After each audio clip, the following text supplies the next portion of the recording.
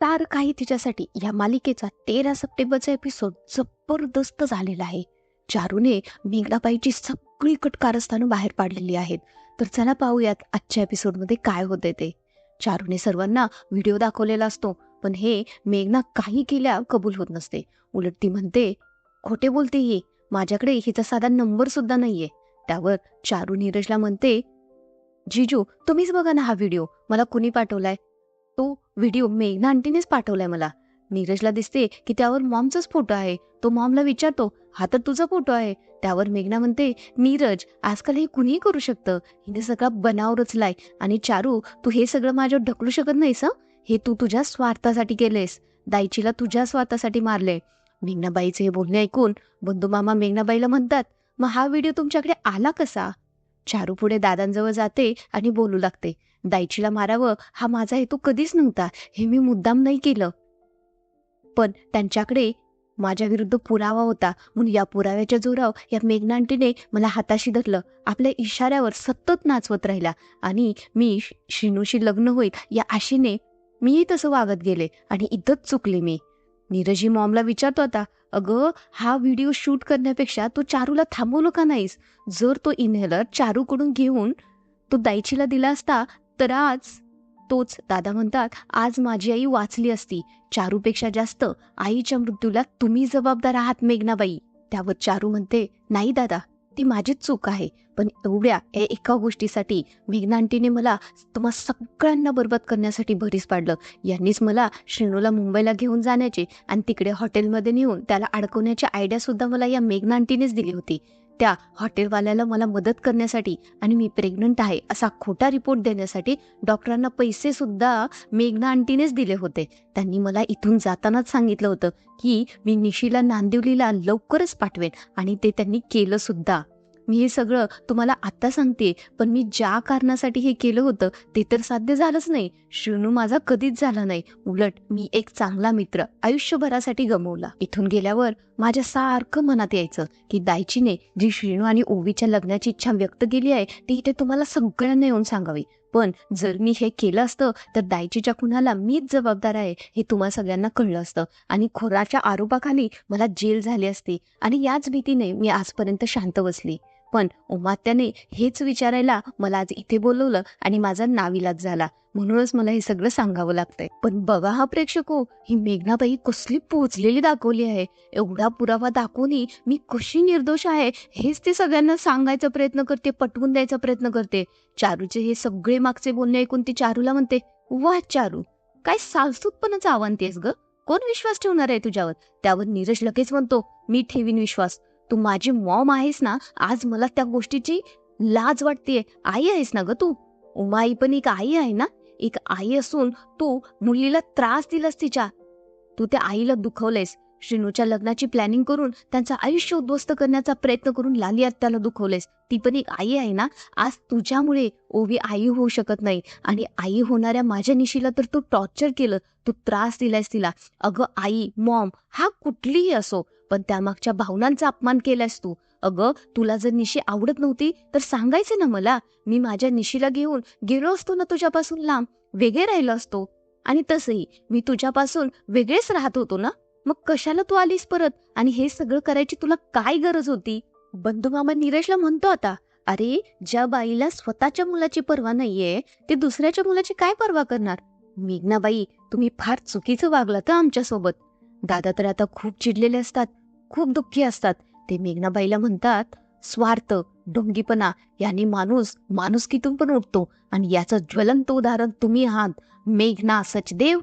फक्त स्वतःपुरता विचार करण्याची वृत्ती माणसाला किती खालच्या पातळीवर नेऊन ठेवते याचं उत्तम उदाहरण तुम्ही दोघे आहात. एकीला तिचं प्रेम हवं होतं आणि दुसरीला तिच्या मुलाचं प्रेम मान्य नव्हतं.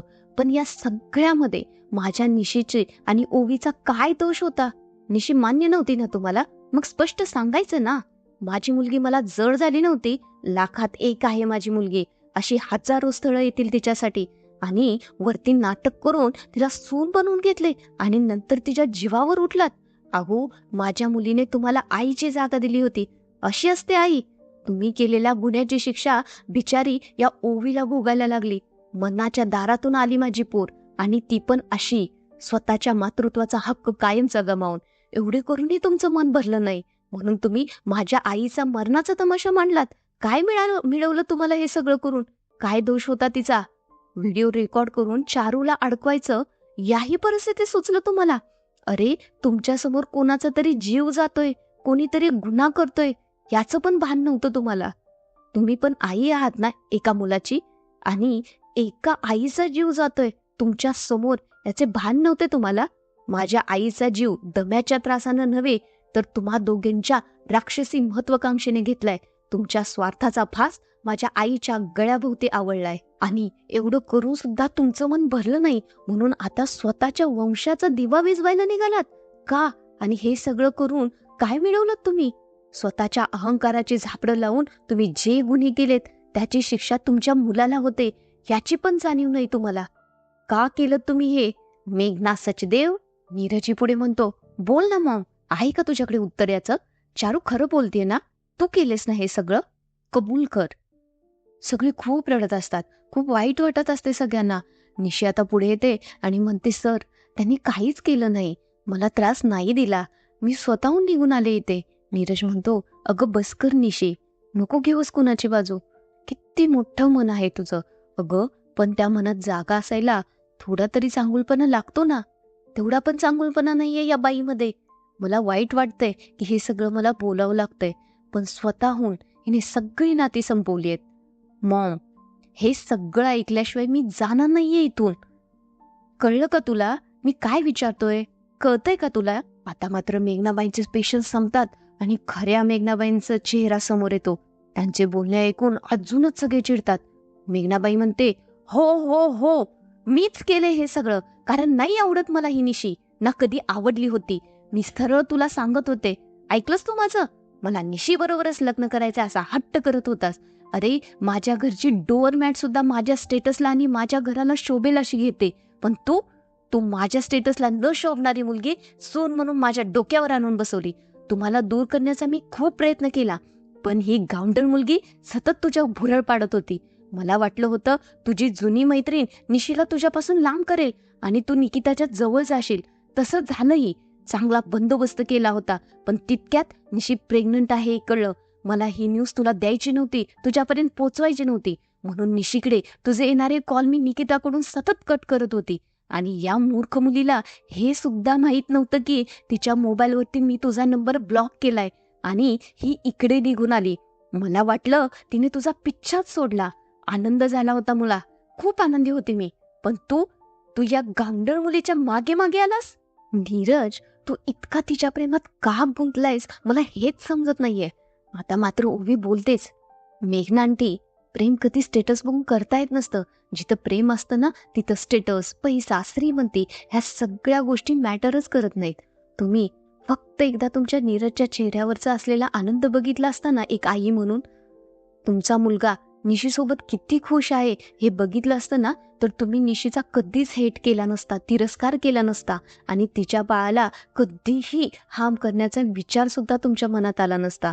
नीरजही आता म्हणतो, तर त्यामुळे माझी निशी एवढी घाबरली होती, आणि असे म्हणत निशीची हात जोडून माफी मागतो. तसेच पुढे तो दादांनाही म्हणतो, दादा, मी माझा शब्द नाही पाळू शकलो, प्लीज मला माफ करा, मी तुमच्या सगळ्यांचा गुन्हेगार आहे, मला माफ करा, असे म्हणून तो दादांचे पाय पकडतो. तोच दादा घरात पोलीस येताना पाहतात. दादा विचारतात, पोलीस? पोलिसांना कोणी बोलवलं इथे?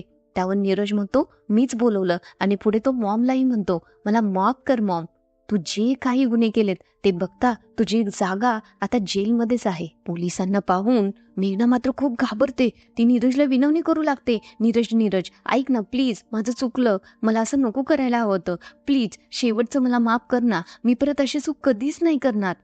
त्यावर नीरज म्हणतो, नाही, मी तुझं काहीच ऐकणार नाही. तू निशीच्या बाळाच्या जीवावर आलीस. अगं, तुझ्यामुळे आज ओवी आई होऊ शकत नाही, आणि तुझ्यामुळे जिला अख्खी नांदिवली आई मानत होती ती दाईची आज या जगात नाहीये. अगं, कोणत्या तोंडाने मी तुला माफ करू आणि कोणत्या तोंडाने तुला मॉम म्हणू? पण तरीही मेघना पुन्हा विनवणी करूच लागते. नाही नीरज, ऐक ना, एकदाच मला माफ कर. मी परत असं कधी नाही वागणार. पण नीरज स्वतःच्या मतावर ठाम असतो. तो म्हणतो, सर या बाईला इकडून घेऊन जा प्लीज. तिचा आणि माझा काहीही संबंध नाहीये आता. संपवतोय मी ते नातं आता. नको आहे मला तुमचा पैसा, नको आहे तुमची प्रॉपर्टी. मला ही नाती हवी आहेत. इथल्या मातीला माणसांना घट्ट धरून आहे. मला तुमचं तोंडही बघायचं नाहीये. सर प्लीज यांना घेऊन जा. नीरज आता काही केलं ऐकायला तयार नसतो. हे पाहून दादा म्हणतात, इन्स्पेक्टर साहेब असं करू नका. तुम्हाला सत्य समजलं ना, एवढंच पुरेसं आहे. पण नीरजराव, तुमच्या आईला पोलिसांच्या ताब्यात देऊ नका. पण नीरज काही केलं ऐकायला तयार नसतो. तो म्हणतो, नाही दादा, कोणती आई आपल्या मुलाचा संसार उद्ध्वस्त होण्यासाठी प्लॅनिंग करते, तुम्हीच सांगा. पण मेघना मात्र नीरज काही ऐकत नाही हे पाहून आता इतरांना विनवणी करू लागते. लालीताई, उमाताई, मंजुताई, सांगा ना तुम्ही तरी. मेघना अगदी हात जोडून कळवळीने विनंती करत असते. मेघनाचा अहंकार चोर चोर झालेला असतो. ती पुढे हात जोडून उमाताईंना म्हणते, प्लीज उमाताई, तुम्ही सांगा ना. त्यांना प्लीज सांगा ना. तो तुमचं ऐकतो. तुमचं म्हणणं कधीही तो मोडत नाही. तुम्ही त्याला प्लीज सांगा ना मला माफ करायला. पण त्यावर उमाताई म्हणतात, मेघनाताई, तुम्ही ओवी, श्रीनू, निशी माझ्या तिन्ही मुलांच्या आयुष्याची राखरांगोळी करण्याचा प्रयत्न केला. कसा पदर फुटेल या आईच्या काळजाला. उमाताई तर काही ऐकत नाही. ते पाहून मेघनाबाई हात जोडून मंजूकडे विनवणी करू लागतात. पण मंजूताई म्हणते, अहो, चारू या अंगणात खेळायची, आज तीच या घराच्या वाईटावर उठली. याला सर्वस्वी तुम्ही जबाबदार आहात. कशी दया दाखवायची हो तुमच्यावर. आणि आता मंजूकडे काही आपले डाळ शिजत नाही हे पाहून लाली आत्यांकडे ती वळणार. तोच लाली आत्या त्यांना म्हणतात, ए, तू तर माझ्याकडे बघूच नकोस हं. माझी मती भ्रष्ट झाली होती. अगो, ओवी आई होऊ शकत नाही म्हणून मी तिला किती आडवे तिडवे बोलले. माझ्या श्रीनूच्या आयुष्यातून तिला दूर करायचा प्रयत्न केला. पण हे सगळं तुझं पाप होतं. आता तुझ्या पापाचा घडा बडलाय. जा आता खडी फोडायला. म्हणजेच काय प्रेक्षक हो, तर शेवटी लाली आत्यांनी श्रीनू आणि ओवीच्या लग्नाला ग्रीन सिग्नल दिलाच तर. असो, निशी परत नीरजला समजवू लागते की त्यांनी जे काही केलं ते तुमच्यासाठी, तुमच्या प्रेमापोटी केलं. त्यांना माफ करा. त्यांना एवढी मोठी शिक्षा देऊ नका सर तुम्ही. मेघनाई खूप आशेने बघत असते नीरजकडे. पण इथेच आजचा एपिसोड संपतो. पुढच्या एपिसोडमध्ये आपल्याला कळेल की नीरज खरंच माफ करेल की पाठवेल खडी फोडायला मेघनाला. असेच अपडेटसाठी चॅनेलला लाईक आणि सबस्क्राईब करा. धन्यवाद.